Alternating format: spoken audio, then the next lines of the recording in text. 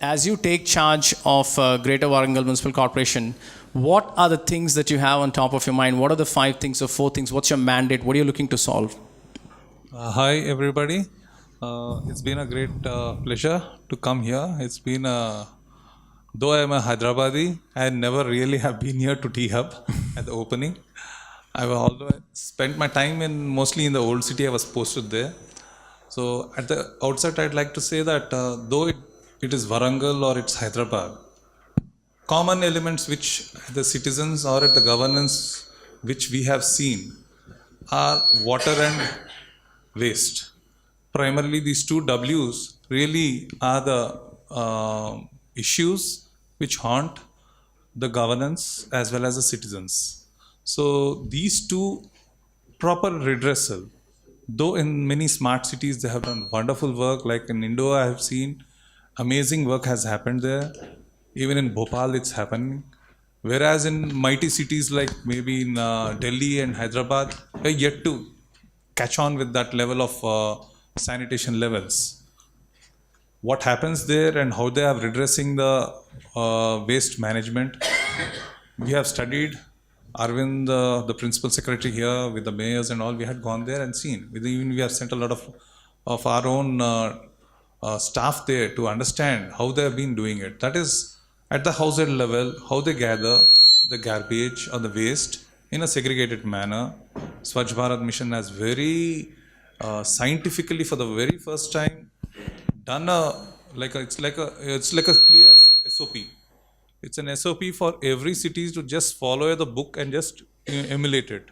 So simple and elucidatedly well carved out rules are there. We just follow it. Your city is neat. That's how it is.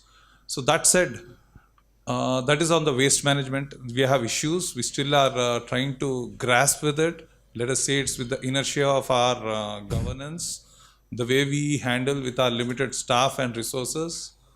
What best can be done at the household level or else at a slightly like the micro level, the ward level, which are the cutting edge levels. Then how we process it. The processing levels right from smaller level, let's say like biodiesel formation or fermentation, composting, smaller levels to waste to energy levels. These are the processing final levels.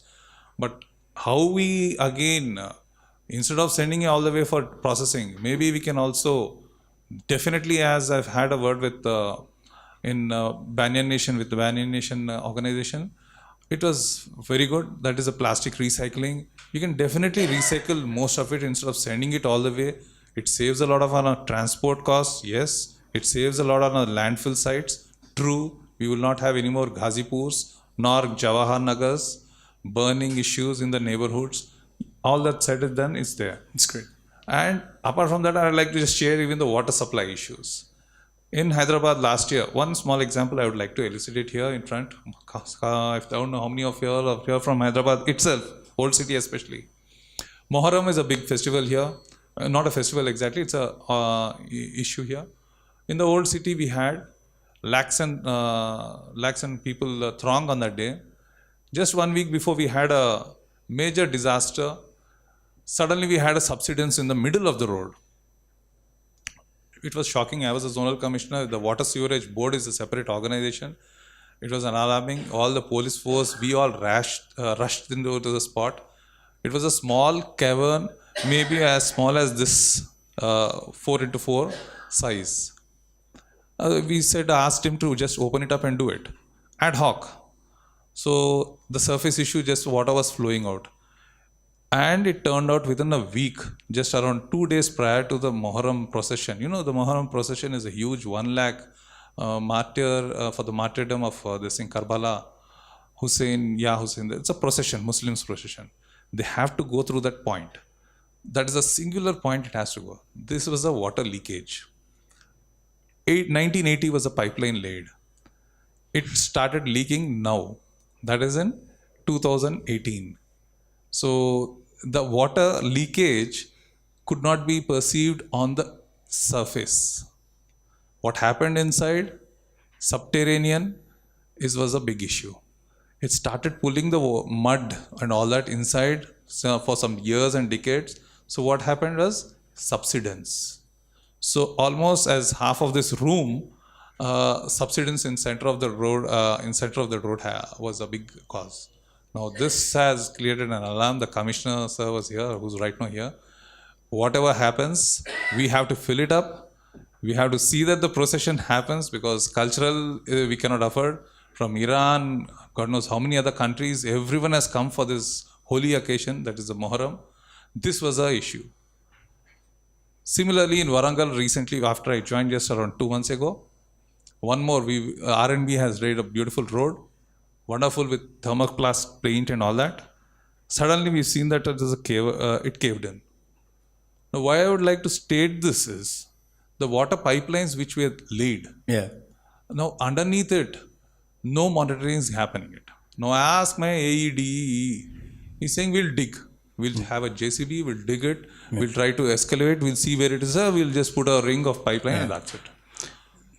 I'm posing an issue where the technology or the innovations, smart solutions can come equip the citizens the cities in a least and effective manner, so that we will be able to detect leakages. SCADA is one way which is there. Yeah.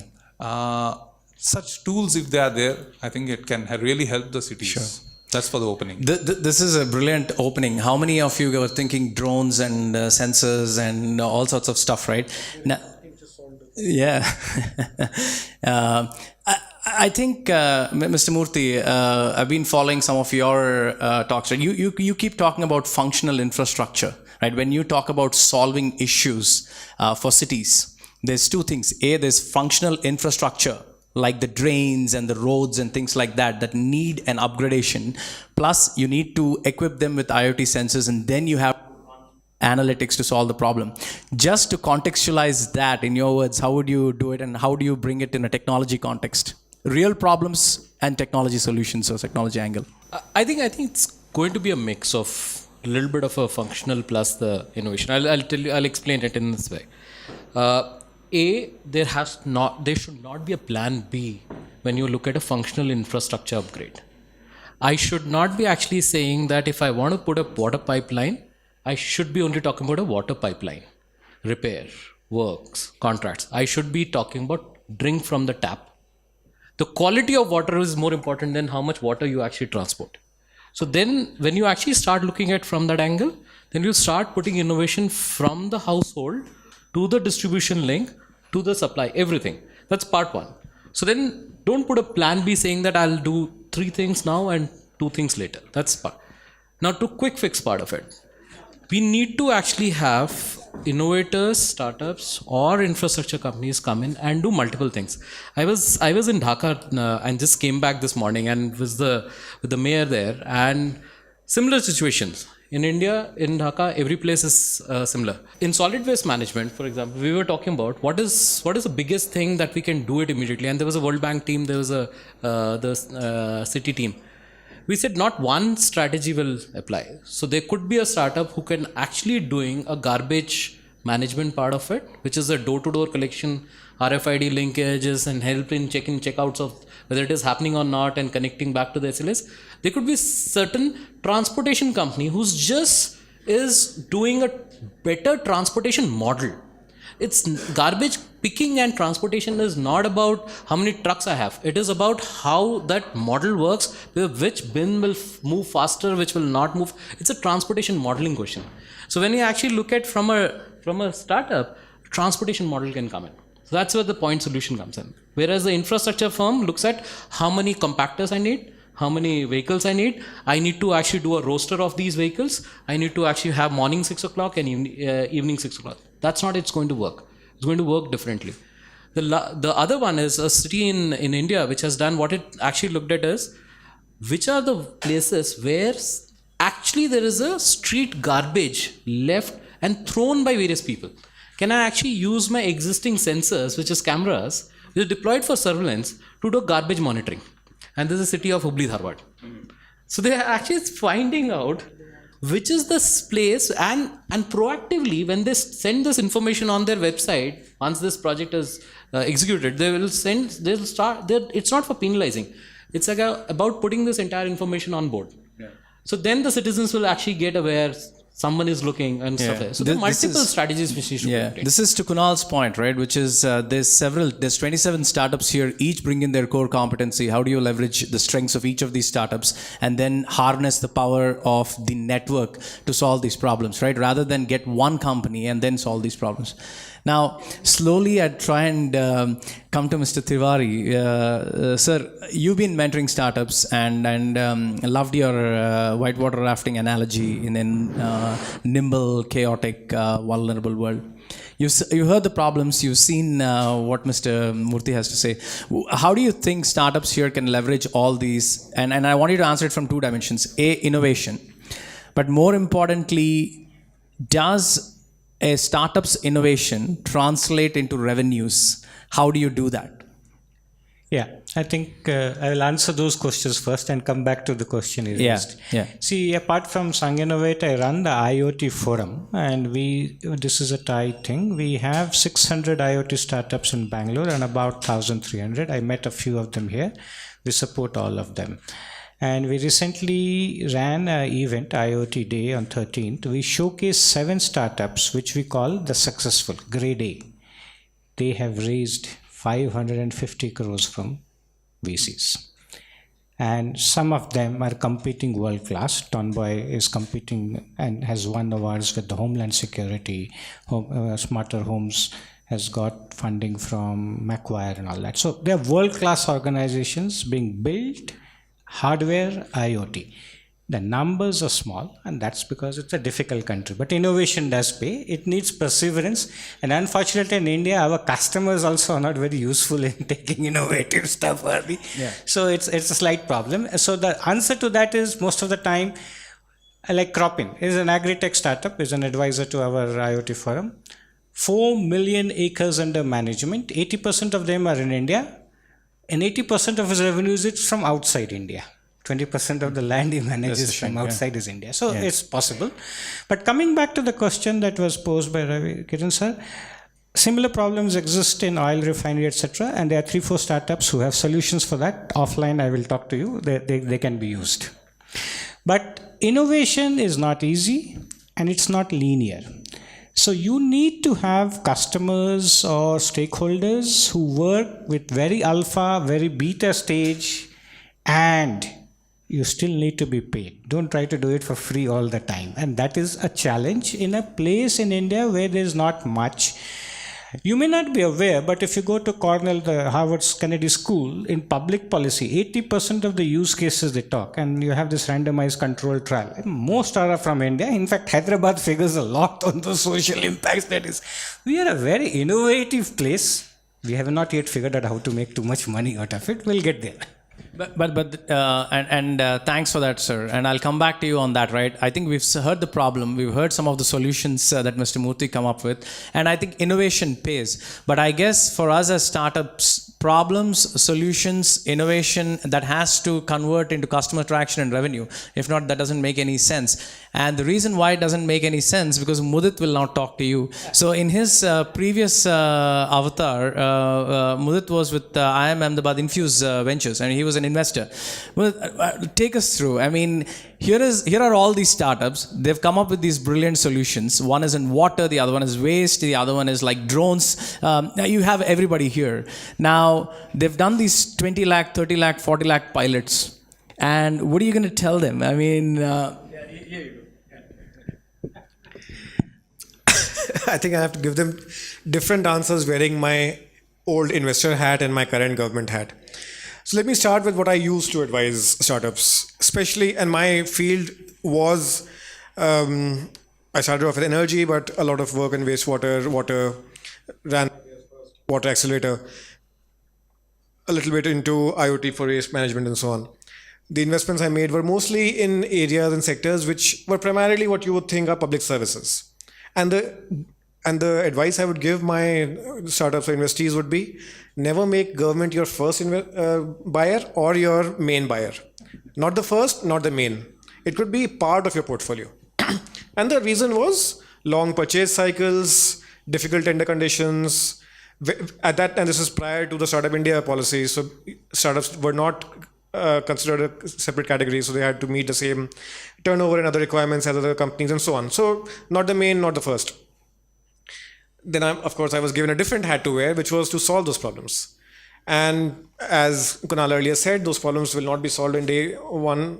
GFRs go back to 1871 and 1913, and they keep getting updated, but it's like legacy systems. A lot of you have worked on legacy IT systems. It doesn't get completely replaced unless there's a disruption, and GFRs have not seen a disruption yet.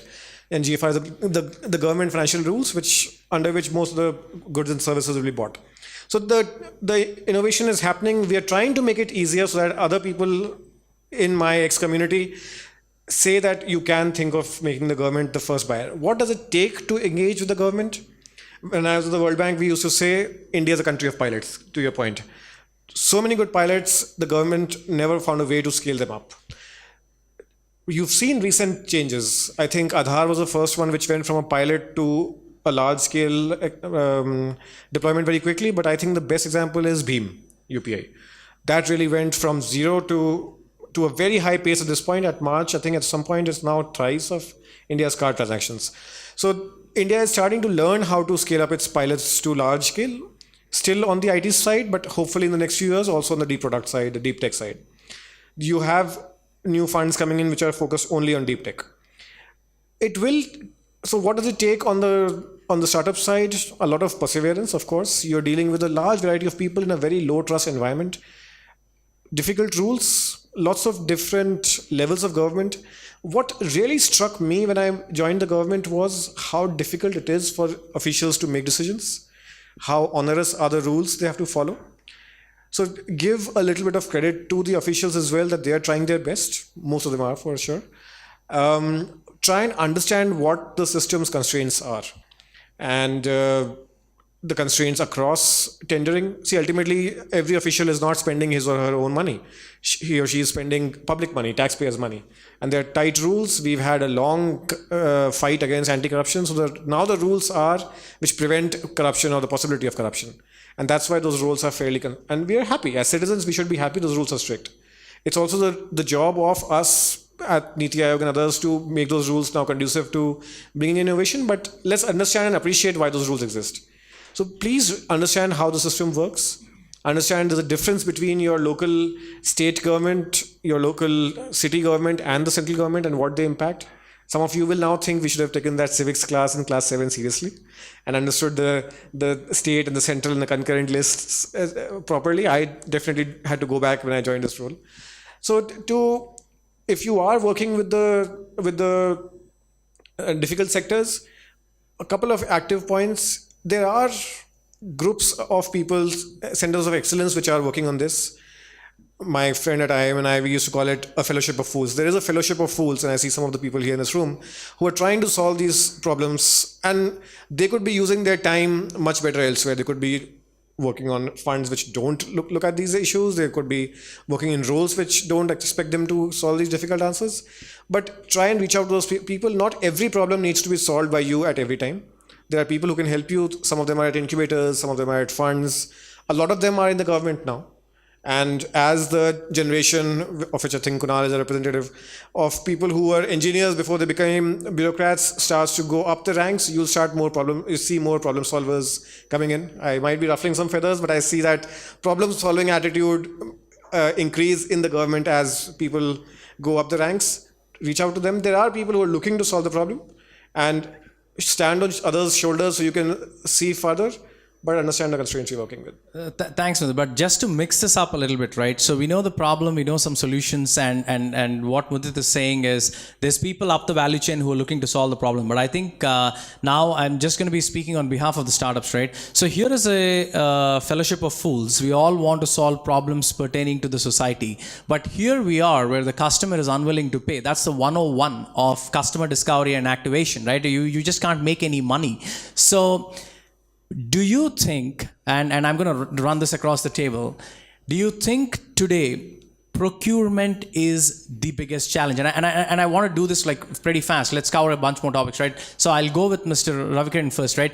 A, do you think government procurement is a challenge? And B, do you think there is innovation needed, right? Just to Mudit's point, you have to empathize with the guys who are giving you the contract, right? But at the end of the day, are there any innovations that can alleviate the problems that they're facing? Let's say I'll throw one in, an escrow account where money is parked in the escrow account and then the money is given, right? I don't have to run after the government to get my payments done. So, both questions, sir, if you can run across the table. Right now, where we are in the state government, I will not talk about the central. We are still with L1. That is the lowest. So that's still there, which we have to follow. Yeah. The technical bid followed by the financial bid. We are bound by that rules, definitely. Yes, we may have a little bit leverage being in the municipal corporations and the councils, where we can just show a little bit of to the startups. For example, some solar paneling, lighting and all that. Some persons have come recently to our Warangal. Gladly, we had shown he wanted to start a mobile, those chargers with solar, this thing. So we could manage to show him some at least around 10 to 15 points in public places. But that said, it's not on a city level scale because once again, it would involve the e-procurement on the e-tendering process, which requires a larger level of the. Otherwise, the startups, which their financial capacities, which immediately would not be able to meet, I think, the larger level players, they will have a. So I'll again jump, Mr. Tiwari, and so to the point, this is where PwC or any large firms collaboration with startups come into picture, right? His point was small scale startups might not fit the bill or won't pass muster with cities, right? So how do you see that partnerships emerging? Couple of things very, very quickly. Procurement reforms were supposed to be part of the Smart Cities mission. As in SPV, the SPVs are supposed to come up their own procurement guidelines. They are a public limited company. They are allowed to go beyond the GFR of the state, and they can actually work on that. So cities, SPVs have done that. They have actually taken decisions which are beyond even the QCBS kind of a nature. They have taken a pilot to and a growth. So that's two on the procurement side. It's not that the city or the state or the government is not willing to do it or they're bound by certain guidelines. It has actually for a very long time has been dependent upon the personal and the personality. It's nothing to do with the system. System allows, government is one of the beautiful sectors which allows you to function innovatively within the system. So Kunal sir will actually agree with me this. It's actually the government which is much more flexible than any of the corporates. That's point number one. Point number two is why a city or a government official is scared of a startup and why they want to actually do it not beyond a pilot. Because of the longevity of that entire project. It's actually a public money which needs to be accountable and outcome based, and he or she would like to actually see how the project progresses. So when it is not, and there is a mismatch, and that's where I want to actually leave this floor also my question and probably an answer from your side. When a startup looks at a problem and a solution, looks at a proper or an area which is a problem from his standpoint. City looks at a problem from a civic solution challenge. For example, for a commissioner, solid waste management is a problem. Not picking up only a garbage is a problem, or making an intelligent bin is not a problem. The problem statement for a startup is how can I actually make one of the best intelligent bins which is automatically managed and everything. But who's putting the garbage in that bin? So when you look at a use case, a business use case for cities and government, it's an end-to-end. If it is disrupted in between, then it's gone. Whereas for startup, so therefore it's important the startups needs to actually collaborate with themselves and with the cities and everyone. That's a break. The last one, which I'll actually put it on the procurement part of it, there's a lot of innovation required, but there's a lot of innovation happening also. There is a startup which has been partnering with one of the largest SIs in India and won about 6 smart city projects. Slowly, calmly, without making any noise. But they knew that this is the area they should focus on. They invested and they done it. They're about not just one, they're about 3 startups I know of. And they signed up with the MSI. This is where the ecosystem will prevail. This is where the business models will prevail. And I certainly would not like to actually say that the success of a startup is not how much funding they have got. Yeah. Success of a startup is whether they have created that business model which can generate a revenue over a period of time. Yeah. So I see Mr. Triwari coyly smiling when we raise the topic. Sir, I think I want you to follow up to what Mr. Murthy said, right? Which is how, I think on the topic of startup we were discussing before this panel, primarily the innovations, cities not having the confidence on startups, and your point that city officials must be more bold and must take chances on startups. I just want you to elaborate on that. Let's go back. Let's have the context. It's easy to find fault, but let's establish the context. Smart City Mission is a fantastic idea to, it's like a VC. You're giving small amounts of money to lots of cities, and it's data driven and very bottom up. This is very unusual in government missions to allow bottom up data driven decision making. It's typically top down, and then you succeed, more money will come, and there is competition between cities. There's a scorecard selection. So there's a lot of very innovative things have happened. It has got slowed down because of other problems, but as was mentioned by Kunal, it takes decades to build cities. So let's not build too much expectation. But coming on the innovation and this thing, I think the primary problem is the need for decision making to be objectified and to be built with lots of rules and checks and history, which is anti-innovation. You will end up with the Pricewaterhouse or the KPMG, etc., bringing 20-year-old technology from Europe, which is overpowered. For example, it shocks. I was in TRAI and I told them Wi-Fi is an anti-innovation standard. For an IoT device, if I put in the city of Mumbai, for 3G SIM card or thing, and 1 billion devices for 7 applications, I will need 200 megawatt of power. The city cannot pay for it. But if I use LoRa and other new technologies, which are not proven by the standards they will put up, I will need 2000 kilowatt, 2 megawatt maximum, and sometimes around 1000. So innovative technologies are not proven in the sense that they are framed in the RFP.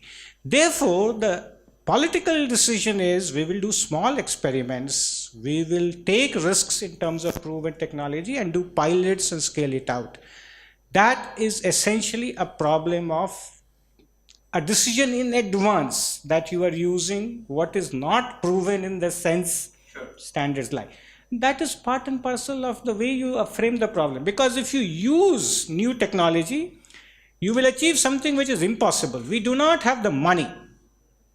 As Kunal said, we cannot bring quality to our cities by investing like China or like Germany, etc. We have to spend 20% and get 80% of the quality. That's not going to happen by that method. Yeah. Yeah. And now, Mudit, I think to sum it all up, right, you're now a unique space where perhaps you get to work with Kunal and influence policy. And I think just to leave us on a high note, and I'm going to challenge you and push you for this one, right? I mean, what policy changes? Like, I mean, I'm just going to put you on the spot. You must come up with a bunch of policy changes that takes out this archaic method of procurement and archaic method of assessing technology as well, right? So give us 3, 4, 5 bullet items. Just put yourself on the spot and throw some innovations that gives us some hope on a closing note. So I will say there is a lot of hope, especially on the procurement part. Let me start with the example that Mr. Giran said earlier. The problem we talked about pipes, I think there's somebody in the audience who has solved that problem, right? You will get to pitch or you're in the show. The problem exists. The solution exists. Can we find first that answer immediately and then get them to scale up? What does that take? One part of identifying either it's a pilot or it's a direct order, which is like a single source tender, and then what it takes to empanel them at this point. That they've proven themselves, you're empaneled, now you can go and work with any other city or any other government. So what are the innovations in procurement being done? And working with Kunal on this actively. So far, if people understand the technical language of tender, a product is evaluated on its technical strengths. If it's a chair, nobody wants to understand what the technology is. You know how a chair works. But if it's a new robot, you want to understand how a robot works. And to educate the officers, there's a process of EOI, expression of interest, at which point they gain the knowledge and then they design the tender. You design that tender, run that tender, see who are the 3 or 4 people who are technically qualified. Those are called technical qualifications, can be 3 or 6. And then you run a tender and find the least cost just to bring in the financial discipline in it. that technical process can be done separately. It doesn't have to be at the point of designing the tender. It can be the point of when you're identifying the challenge that needs to be solved, the problem that needs to be solved. So trying to break that process into 2 stages, you open that process, a challenge up, get startups and innovators to tell what solution they will develop it with the city, the contextualization, the localization, which can be done at an incubator. So the program that we are designing right now for smart cities called Spirit will enable the cities to run innovation challenges based on the problems they need to solve. Then identify a few startups which have the potential, which have the capability to solve that, and work with a city incubator partner. It could be T-Hub, it will be probably other incubators in other cities, who will, in a sense, be the interface between the city and the innovator to contextualize the solution for that city, make sure it serves the need and is usable by a large number of people, and then discover the price or bring in the market discipline through what is called a bid challenge process. That here is what this technology which has been developed for this city can deliver. Here are the tech specs broadly, and we invite a lot of the startups to other companies to match this price. And then there's a little bit of making sure that the price that the country gets, that the government entity gets, is the best. So these are innovations where within the rules, within the GFR, we are trying to see if things can be done separately with some time apart, or it can be done with different kinds of systems within the same system. And yes, not to pile on to our friend from the consulting world, but to agree with my colleague from the investing world, the issue is the consulting firms. And I'm saying this loudly because there is not enough understanding. So they are good followers.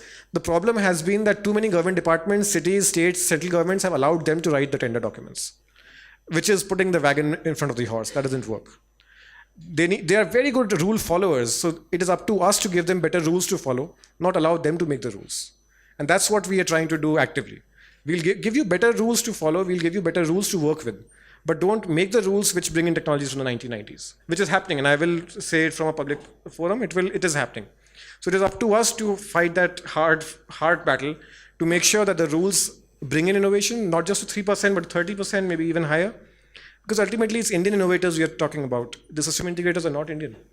Right? So without going into GATT rules or anti-procurement, we need to work with Indian innovation, and we need to work with systems which bring in Indian innovation into public services.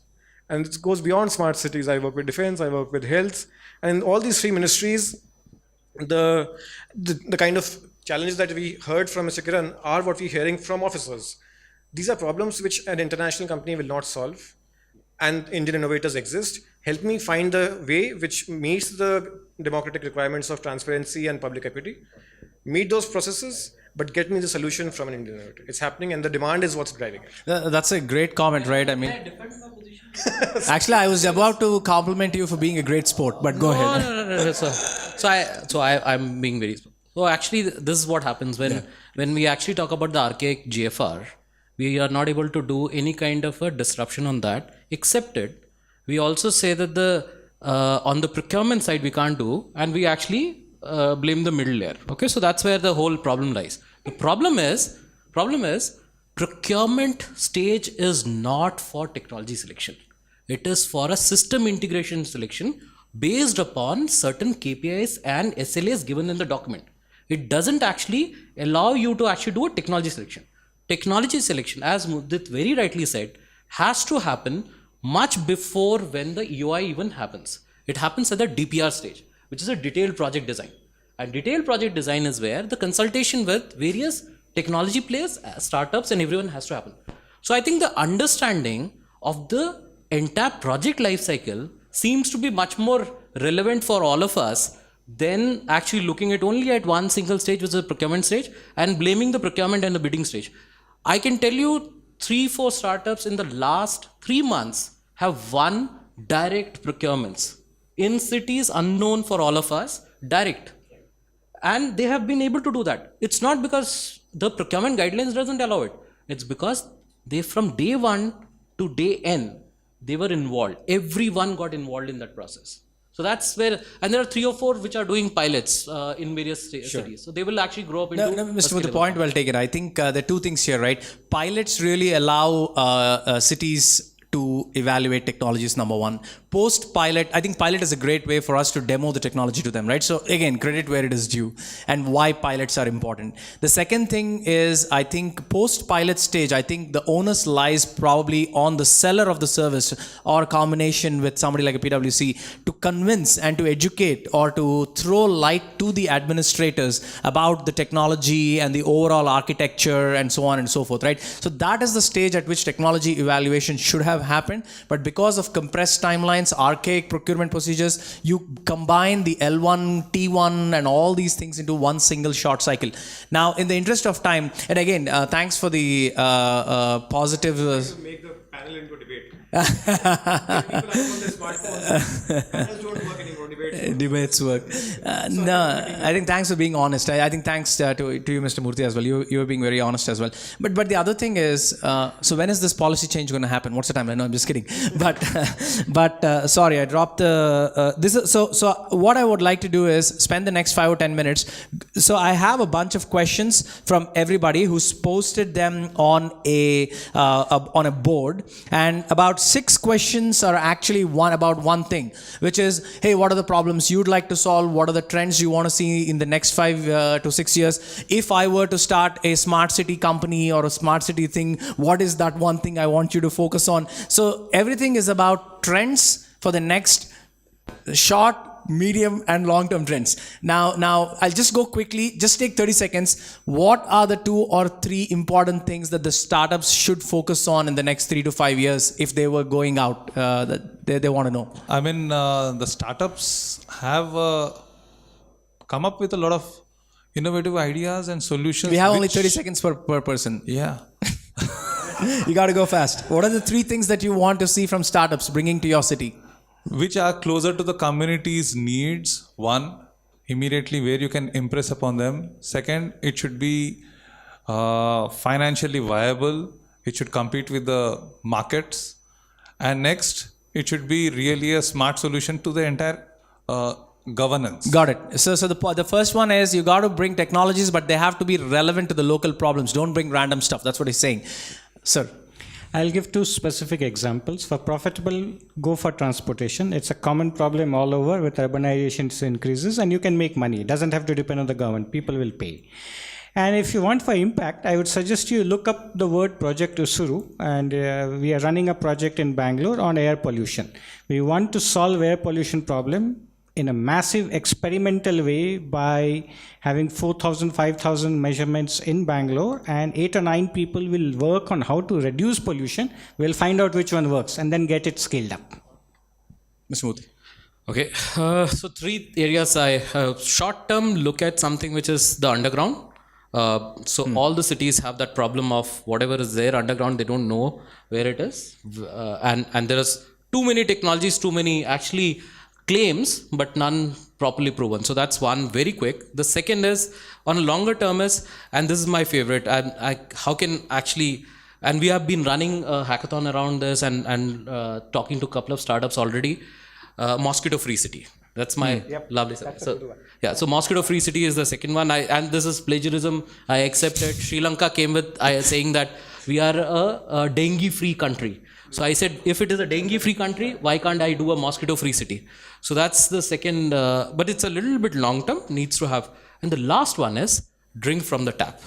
This is something which has a quality part of it, and it will take long term because it depends upon the lot of other actors who are on the distribution and the supply side of it. It's not just at the household level. How do I do this thing?